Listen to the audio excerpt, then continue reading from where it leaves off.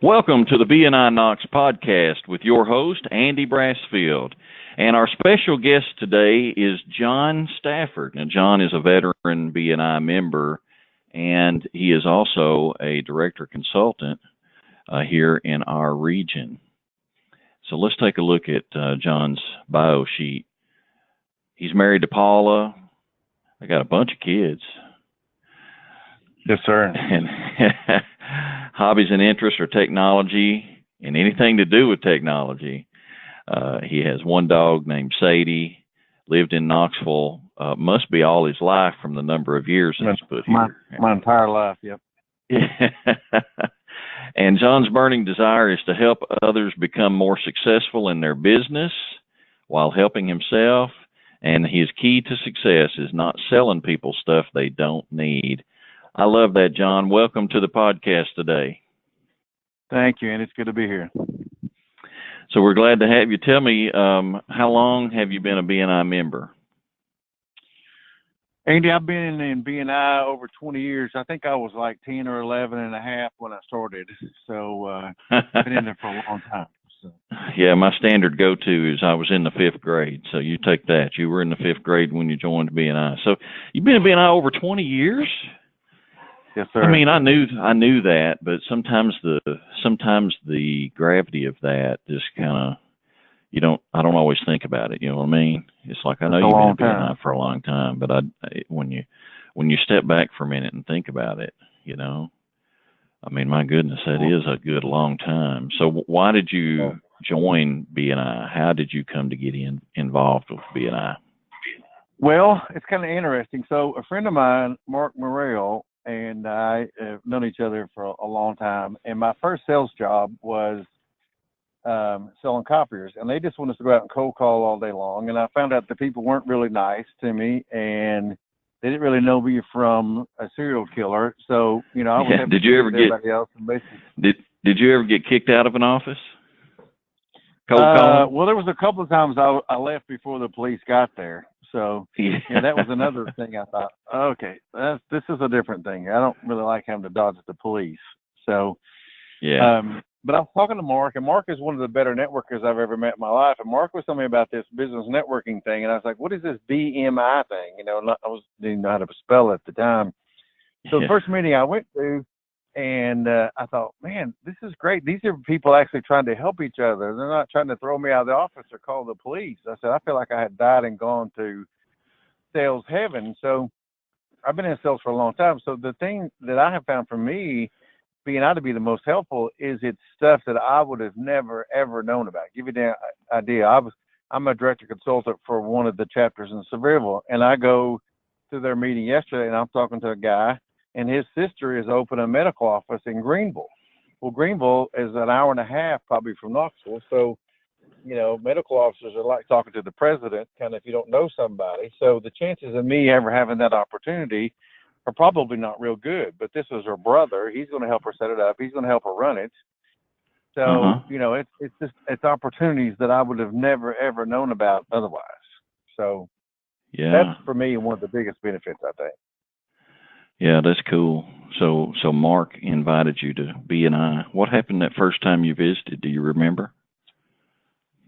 I'm trying to remember back that far because I can't really remember what I did this morning. But I don't know. I think I was just in shock because that was the first time I had ever been exposed to anything like that. I didn't know anything like that really existed. And when I went, I was like, I don't know if it was a cult. I didn't know, what if this was a real deal thing or, okay, they're getting ready to trying to get me to buy something. But so as I got to know some of the people, like, no, this is what we do. We try to help each other. We try to help each other grow their business, And I was like, well, this is an awesome thing, Now, who did you know before you got there? I mean, Mark invited you. I'm assuming it was his chapter and he was there that day.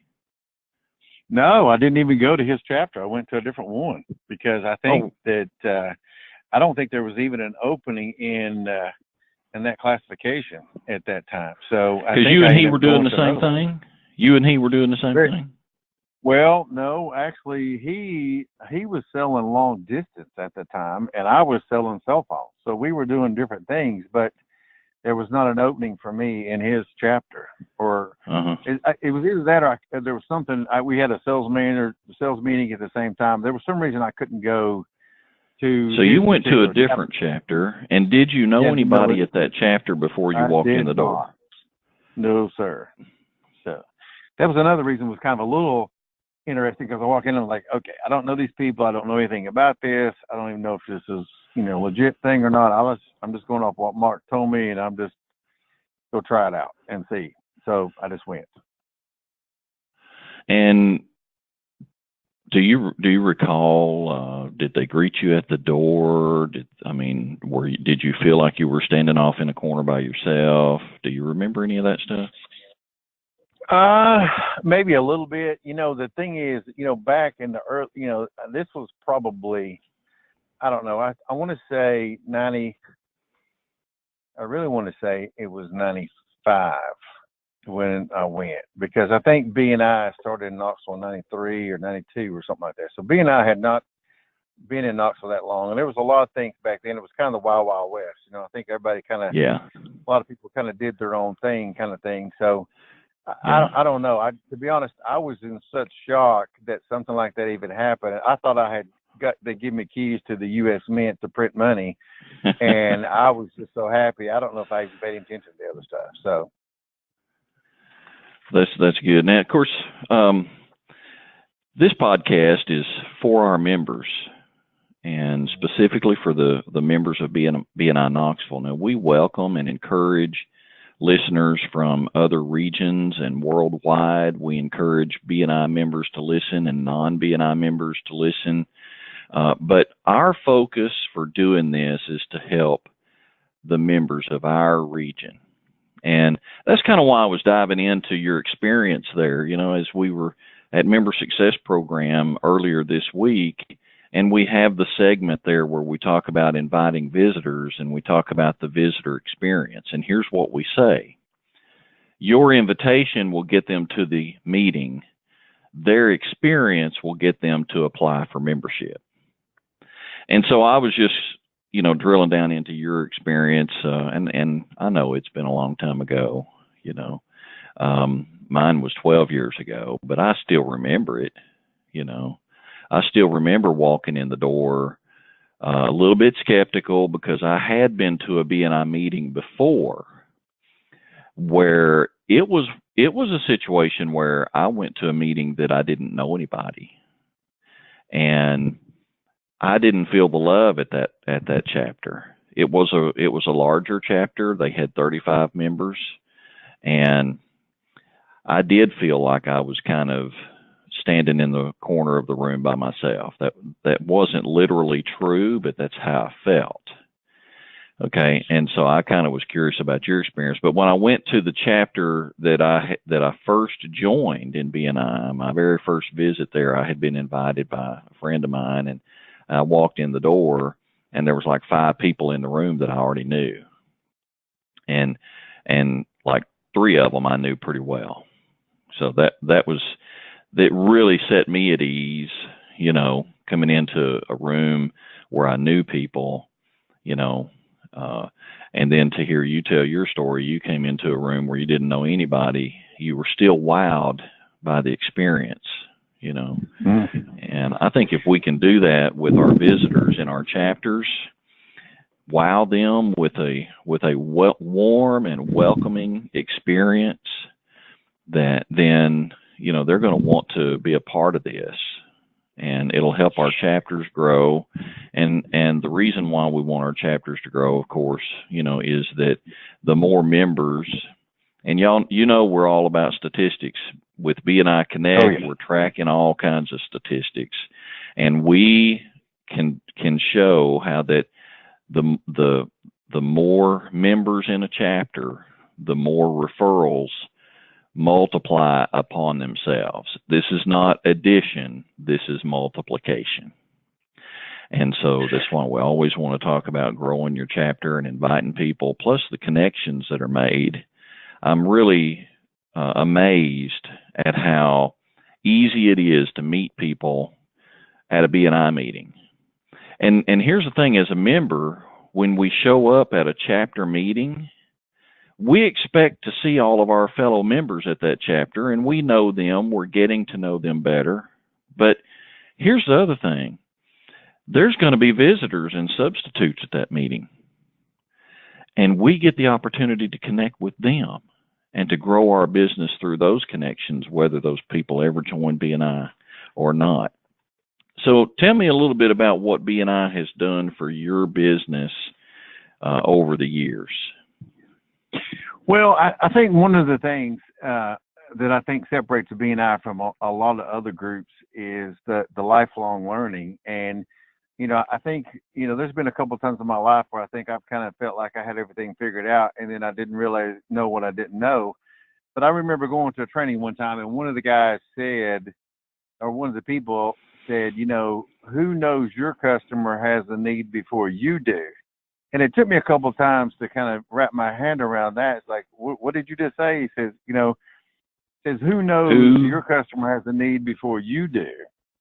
And I got to thinking about that, and I thought, okay, well, that makes a lot of sense, because to me, referrals are like Santa Claus. It's the gift that keeps on giving, especially if you have somebody who's willing to share that with you, because a referral, you're typically going to close somewhere between 60 and 75% of them. You're typically going to be at a higher margin. It's going to be easier, faster sale, because there's some implied credibility there. But one of the things, for example, when I used to be in the the internet and phone world, I always wanted to be friends with the computer IT guys, because if somebody had a problem with their phone service or their internet service, they always call the IT guy and says, hey, what's going on with my phone or internet? So if their IT guy says, hey, you need to get a new service, then a lot of times they would just call me, and it was just kind of a done deal. So that was back at a time when you were selling telecommunications, right? Absolutely. I know that you did at that time. We skimmed over what you're doing now. Give us a brief what you're doing now. Oh, absolutely. So what we do right now, I'm working for a company called HisSecurity, and what we do is I think a lot of people, when they think about security, they only think about burglar alarms. If something's going to call the police, if somebody breaks into your house or your place of business, whatever. But we do a lot more than just that. We are what I would call a value-added service. So we do cameras, we do access control. So what that means is, it can be codes, it can be like a credit card kind of thing you see at a hotel, or a key fob where, not everybody needs to key the front door, not everybody needs to see all the financials, not everybody needs access to the computer room, that kind of thing. Sometimes it'll be cameras, sometimes it'll be, they want to know who came, who didn't, that kind of stuff. A lot of times, like, for example, one of the things we do right now is like a lot of veterinary hospitals, a lot of times they have controlled substances, and a lot of times their insurance company will require them to have a alarm system that's monitored, because there's controlled substances on site. The DEA is managing that kind of thing with them. So a lot of times they want to know who actually say. Can I jump on the bandwagon here for a minute, and let me kind of grab a hold of something you just said. You said veterinary clinics. So I have dogs and cats, and we do occasionally have to go to the vet,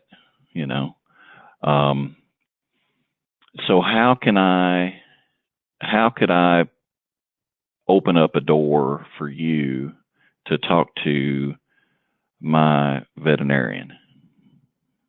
Well, it's interesting that you say that, because I think just from all my years of being in BNI, being a director, listening to probably thousands of people talk about how people can send a business, I think that's one of the opportunities for a lot of people. Is like, how do people bring that up in conversation? How do you say, okay, well, how do you know if they have a need? And if you do, how do they bring you up?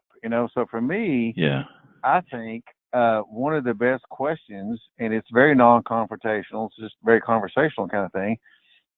So if you take your dog to the vet and you say, hey, I see you guys have a lot of, animals here and medications, whatever. Who do you guys use for your security alarm company? And I think one or two, the reason I like to ask it that way is you're kind of assuming they already do. If they don't, then they have to tell you why they don't, and they kind of will go into the explanation. But they would, at that point, they'll tell you if they like them, if they don't like them. So if they say they don't have anybody or they don't like the person, it's like, well, hey, I know somebody. So you basically ask one question, and if they don't like them, then they say, well, hey, I have somebody. You haven't mind if I haven't called you. Okay. So let me just kind of tell you about my experiences, right? When I go to the vet and I'm taking one of our pets, there's probably a reason. Okay. Yeah. There may be a problem, illness, sickness, injury to my pet. And so I walk in the door with my pet and we check in and we sit down in the waiting area. And then after a little while, they come and call us back and we're talking to the vet about the problem.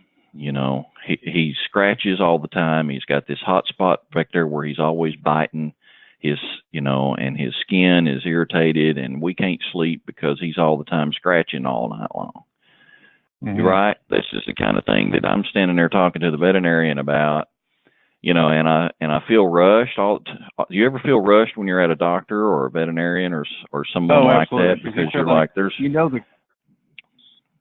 a room full. It's just a matter of time. Yeah, you got 10 minutes and they're going to leave you. And then he says, okay, well, we're gonna give him a shot and we're gonna just this or that. If you'll go have a seat and we'll be back with you, or we'll call you back here, or we'll do it right now, and then you go check.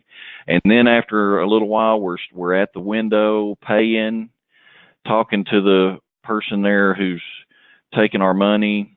I mean, I'm just thinking at some point when you're in this situation and you feel that you don't know the veterinarian on a personal level, is there a good way to break into that question and is it appropriate? Whereas let's paint a whole different picture here. All right. Let's say that you have a friend who is a veterinarian, right? And you have occasion to see them socially, whether that be at the Super Bowl party that you're hosting, or we just came out of the holiday seasons. Maybe you were at a Christmas party and you saw them. Maybe they go to your church, or maybe they're in your civic organization, and you see them on that level. I just feel that that's even easier to open up that question when it's somebody that I know. So here's where absolutely. I want to take this. Here's where I want to take this. I want us to be so specific as to say, if you not only know a veterinarian, because I know a veterinarian, if I was to run into him at the grocery store, I would know who he is. I would say hello, but I would introduce myself and say, I'm Andy Brassfield. We bring our animals to your clinic. I'm not sure if you remember me or not. Right? Yeah. Okay. Absolutely. But if it's somebody that's in my Sunday school class, right? Or their son or daughter is on the same sports team as my son or daughter. You follow me? And absolutely. I know them, then that's a lot easier. Just, you can be in conversation with them and say, hey, I've got a friend that was telling me recently that he's been able to support veterinarians. Just kind of curious, who do y'all use for your security systems there at your place?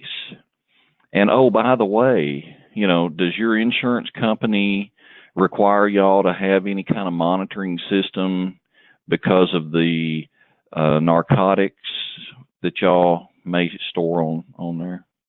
Is that maybe an approach that would help open up that conversation? Okay. Yeah, and one thing I want to add to that, which I think is kind of weird, because say you meet somebody at the grocery store you're friends with or whatever, and you say, hey, who do you use for your alarm system?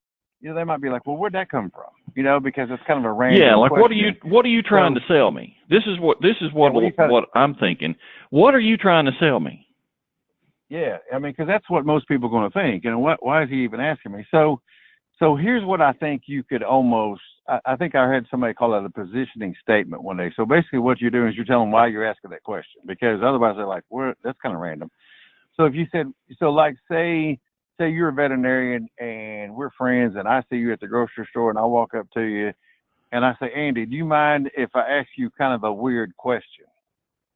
Now, at that point, if I ask you that question, you're going to say, well, for one thing, your human curiosity is going to kill you. You won't be able to die until you know what I'm going to ask you, right? I want to know what this is all about. Yeah, what is this weird question, right? But at that point, you have basically given me, nobody will ever say no because curiosity is going to kill them. So at that point, I can basically ask you anything at that point, and you're going to answer. Now, you're going to answer in some way. I don't know necessarily how you're going to answer it necessarily, but I think what you said, so if I were to see you at the grocery store and I said, Andy, do you mind if I ask you kind of a weird question? Like, okay, I guess. And I said, well, I have a friend of mine and they provide a service for a lot of other veterinary offices. I'm just curious who you guys use for your security service. So here's what I'm hearing, John. What I'm hearing is that this is a skill that you can acquire to learn how to develop referral opportunities rather than waiting for a referral to fall in your lap. Rather than here, if I'm at the vet clinic and I hear them talking among themselves, about that alarm company and how stupid they are or how expensive it is. Well, see, that's a referral falling in my lap. That's where I say, excuse me, I heard you over talking about your alarm company. I've got a friend in that business. I'd love to have the opportunity to connect y'all. Well, see, that's a referral falling in my lap, but we can acquire the skills that it takes to develop a referral out of nothing. Okay, so that's a great conversation. I hope that brings value to our members. Yep. Can I mention one thing? So I think part of what we need to do is, and I think so many people, they get so involved in telling people what they do, they don't tell them how to send them business. So, the thing is, we're not trying to sell to the people in the chapter. Obviously, we can do business, but the money is in the people they know. So give you an example. Let's go back to the same bit. So let's say you take let's say you and I are being out together, you take your dog to the vet, and I tell you if you see a sign that says ABC Security on the door or AB Security outside, that's a really good referral for me because let's say they go out of business, for example, and now you know that they don't have anybody because that company doesn't exist anymore. But I've told you to look for that. So you walk in and you say, hey, I see you guys have a sign outside for ABC Company. Do y'all still use them? Well, no, they went out of business. Well, I have somebody. So I think you have to train people for those trigger events, what to ask, what to look for, because otherwise you're just being reactive. And like you said, you're waiting for it to fall in your lap versus teaching people what to look for. We're training our fellow members. This comes out of our weekly presentation. It comes out of our feature presentation. So you're exactly right. And here's something that I really want to take off of what you're saying and turn this into a golden nugget, right? The feature presentation is an opportunity for us to go deeper in educating our fellow members how to refer us business. But so many times, don't we see members spending 10 minutes talking about their business? They spend 10 minutes talking about, here's what we offer, here's what we do, kind of a thing. When the greatest, they could spend fastest, quickest, whatever. They could spend 2 minutes more than you did when you started. They could spend 2 minutes telling us that, and 8 minutes telling us how to bring me up in a conversation with your friends that doesn't make you look like you're the salesy guy, that doesn't put you in an awkward position in your social circles. Well, don't invite Andy because he's always trying to promote those blame BNI people. I don't want to be that guy, but I do want to be the guy. I do want to be a guy that when my friend starts a new business, that she sends me a message on Facebook and says, Andy, do you know a good CPA to help us get our business started? And that same friend later sends me another message on Facebook saying, hey, Andy, we connected with the CPA that you referred us to. We love him, and now we need an employment agency who do you know? You see, Oh, now referrals are just, that's like, that's just coming to me now. Yeah. That's the guy that I want to be. I want to be the guy that people are asking me to connect them, and it takes time to get there. Hey, we're running up against time here, John, and before we get too far along, I want us to recall together how you and I met. So do you recall the day that you and I met for the first time? I think we met over off of, was it off of Broadway? We met over at that little place across from Kmart, that little diner thing. Was it Curtis Johnston that introduced us? Well, let me tell you what I remember, and I'm not telling you that you're wrong. I'm only telling you what I remember. I remember meeting you at a leadership team training at the UT Visitor Center. And I think that at the time you were working for Charter. Do you remember that? I think you're right. I think that's the first time we met. I think the first one-to-one we did was over off of Broadway. But I think you're right. I think we did meet at the training. Yeah. Yeah. Here's something that I want to make sure that our listeners know. You and I have never been in the same chapter together. We've never been members of the same chapter, but we met each other roughly 10 years ago at the regional leadership team training. My point is this. BNI affords us the opportunity to connect with so many people who are good people of good character, people who are professional, they know what they're doing, they take good care of their clients, both in our chapter and outside of our chapter in BNI circles.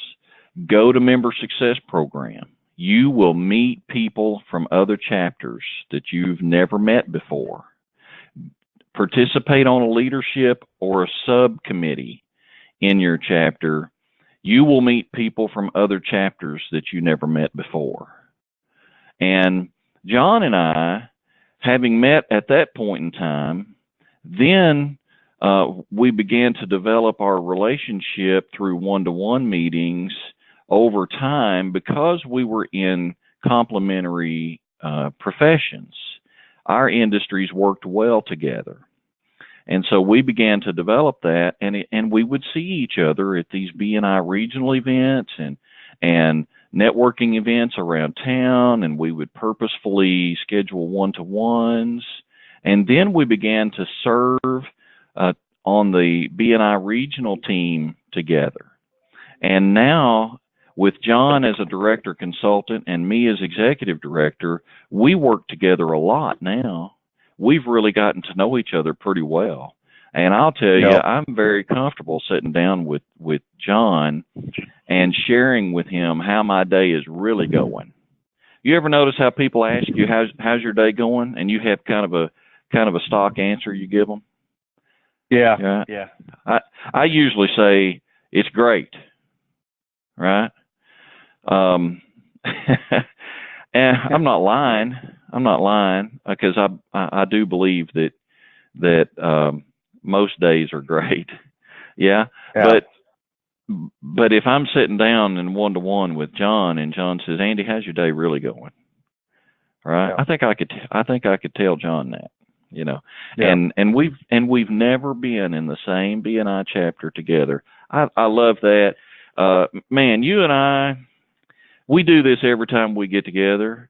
We could talk for 2 hours. I know we could, and we wouldn't miss a lick.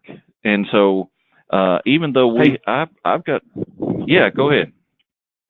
I was just going to say something real quick. So, whenever you said that, that made me think because, and you mentioned a little bit about this earlier. I think that because you were talking about meeting different people and people do different things, and you may meet somebody that's not in your chapter or whatever. But I think that is a key thing because I think if people can become known as a connector of people, to where even if you don't know, even if you don't do what they have an interest, you know somebody who does. Maybe they're in your chapter, maybe in a different chapter, maybe they're not even in BNI in general. But you want to become that person when somebody needs something, they come to you. So maybe you have an opportunity to offer them your service or product, or maybe you don't. But if you don't know, you never have a chance. Plus, if I refer business to other people, at some point they're going to feel guilty that I referred so much business to them. They need to refer business back, or otherwise I need to find somebody else to refer them to, you know? Yeah, that's right. But I think the law of reciprocity. reciprocity. Getting to know people is huge, because people, you know, they got to see you. If they don't see you, they forget about you. But they got to know, like, and trust you. But if they know, like, and trust you, especially on a personal basis, then they feel more vested in trying to make sure that you're successful or trying to help you. And I think sometimes people don't get that sometimes. You know, I think they don't really understand it. It's like, oh, I did that thing once, or I went twice, and I don't need to go again. I don't, you know, I talked to them. I hadn't talked to them in 5 years. I wonder why they're not sending me a video. Well, because they hadn't seen you, you know? Listen, before I was executive director, before I was a director consultant, perhaps while I was an ambassador, but perhaps before I was an ambassador, I went to member success program at least twice a year, because I wanted to meet other like-minded business people, BNI members, that were not a part of my chapter. Yes. Now, I learned something every time I went, right? So it was worthwhile for lifelong learning. But the reason I went was to build relationships, to make connections upon which I could build a relationship. Absolutely, because the people who are John, going to training, they should understand networking and get it. Otherwise, where are they going? Yeah. Speaking of training, member success program is February the 12th. Today we're recording on January the 10th of 2019, and our next member success program class is going to be February the 12th. Members, get on BNIKnox.com, click on the calendar link, and then look at February the 12th, click on Knoxville Member Success Program. It'll open up the event detail page, and scroll down there where it says registration. Register yourself, be at that event. We get a lot of great feedback. Yes, you can take Member Success Program on BNI University, and it's great. It's worthwhile. I encourage you to do that. But you'll find the stories that we tell and the connections you can make at the live class to be worth your while, even if you've already met your requirements to take Member Success Program prior, either online or otherwise. And then we want to talk about, when is our next BNI Knox podcast recording. That's going to be this Tuesday, January the 15th. And we're going to have another exciting guest on that show, Tracy Taylor. Tracy is also one of our regional director consultants, and she's in the social media marketing business. She's high energy. If you think John Stafford is high energy, Tracy is on fire. Yeah, so join us on the podcast. Now, remember to go to BNIKnox.com, click on calendar, and then click on the BNI Knox podcast under January the 15th. And you'll see a link here for how to connect live during the recording of our program. And we will be recording live January the 15th at 1:30. Use the link on here. I do encourage you to register so that you can receive the reminder emails, and you'll have everything right there in your inbox. And at 1:30, you can log on to our meeting and be a part of our podcast. We're opening this up to you, our members. This is not just where I'm going to have a conversation with one special guest. Yes, we intend to have a special guest every week, but we also want our members to have the opportunity to participate in the conversation during the live recording. And last of all, before we sign off today, let's talk about International Networking Week. Now, International Networking Week is an initiative of BNI, and it's an opportunity for members to show appreciation to their valued customers and contacts with the gift of a larger network. All right. So I think it was 11 years ago, Dr. Ivan Meisner initiated International Networking Week. This is a BNI thing. But what we want to do is we want to invite our valued customers and contacts to come and visit our chapters that week, the first full week of February. It's every year, the first full week of February. So this year, February of 2019, the week is February 4th through the 8th. And we want to open up an invitation to customers and contacts regardless of their profession, and we want to give them the opportunity to connect with our people. And here's something else that we're going to do. We're going to have a contest in our region, the BNI Knoxville region, where the chapter who has the most visitors per member at their meeting during International Networking Week, we're buying dinner for all the members of that chapter. That's right. We're buying dinner for every member of the chapter, $25 gift certificate to a local restaurant. We're talking about sit-down restaurants of various kinds, various ones. We're not talking about a fast food burger here. We're talking about you can take your spouse or loved one, go out on a date. You could coordinate with your chapter members if you want to, and meet up for a one-to-one meeting at a restaurant, whatever. But we're buying dinner for the whole chapter for the members of a chapter who has the most visitors per member that particular week, the week of International Networking Week 2019. And remember, in order to be qualified as a visitor, they cannot be a member of another BNI chapter to be counted as a visitor. We are really looking for authentic, genuine visitors to be counted here for the purposes of the contest. So just keep that one little detail in mind. John, it's been a pleasure. We always have a great time, and this is certainly no exception. And I sincerely appreciate you joining us on the BNI Knox podcast today. And we look forward to having members to join us next week on Tuesday, January the 15th at 1:30 for the recording of our next episode with Tracy Taylor. This is Andy Brassfield with my special guest, John Stafford, signing off. Thank you for listening, and have a wonderful day.